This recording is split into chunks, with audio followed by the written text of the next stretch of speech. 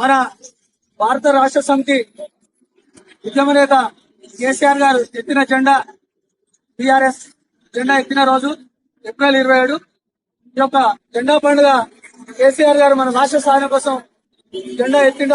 ఆ రోజు నుంచి ప్రతి సంవత్సరం మనం జెండా పండుగ జరుపుకుంటున్నాం. దీంతో భాగంగా గత 10 సంవత్సరాలు మన కేసీఆర్ గారు ఈ రాష్ట్రాన్ని పరిపాలించి అడుగు బలహీన వర్గాలకు పేద మధ్యతరగతి కుటుంబాలకు అందరికీ ఇలనేని సేవలు చేసి తెలంగాణ రాష్ట్రంలో ఉన్న 4 కోట్ల ప్రజలకు మంచి జీవనోపాధి కల్పించి వాళ్ళ సంతోషంగా ఆయురారోగ్యాలతో ఉంటే చూశాడు. ఈ రోజు రేవంత్ రెడ్డి పరిపాలన వచ్చిన కాంచి తెలంగాణ ప్రజలు అల్లకల్లోరం అవుతూ ఇబ్బందులు పడుతున్నారు.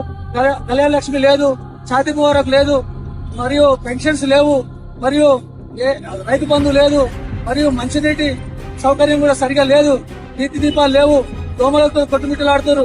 మొత్తం ఈ రేవంత్ రెడ్డి పరిపాలించిన ఈ 3 సంవత్సరాలు తెలంగాణ ప్రజలు మహాకోసపడుతున్నారు.